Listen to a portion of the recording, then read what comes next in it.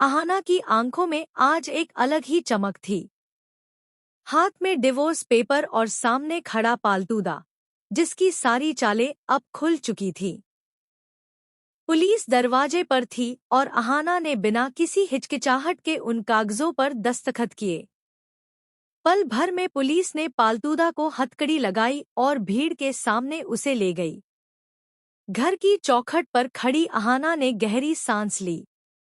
एक लंबे संघर्ष के बाद उसने अपने जीवन से धोखे और अत्याचार का बोझ उतार फेंका था।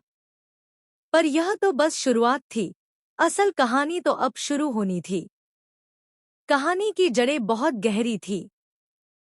यह सिर्फ अहाना की नहीं, उसकी मां दुर्गा देवी की भी कहानी थी।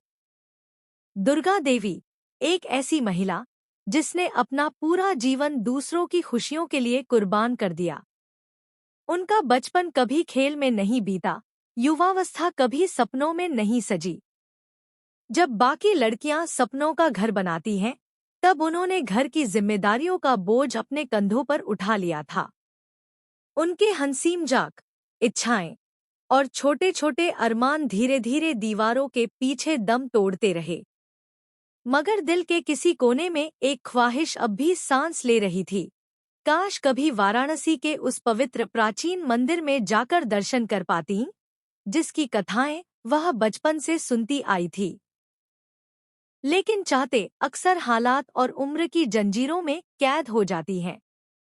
गरीबी, समाज की तानेबाजी और कमजोर होती सेहत ने उन्हें हमेशा पीछे धकेला। वह ख्वाहिश कभी जुबां पर नहीं आई, मगर जब जब मंदिर का नाम किसी बातचीत में आता, उनकी आंखें चमक उठतीं।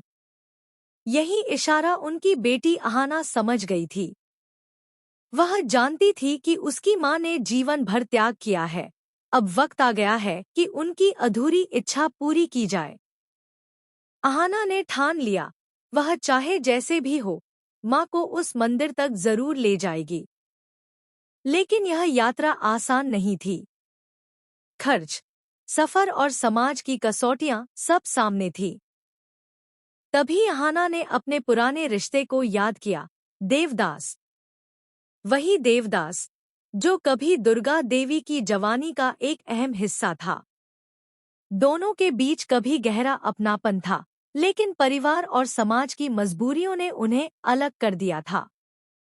वक्त गुजर गया, उम्र ढल गई, पर एक दूसरे के लिए सम्मान और स्नेह की चिंगारी बुझी नहीं। अहाना ने देवदास से मदद मांगी।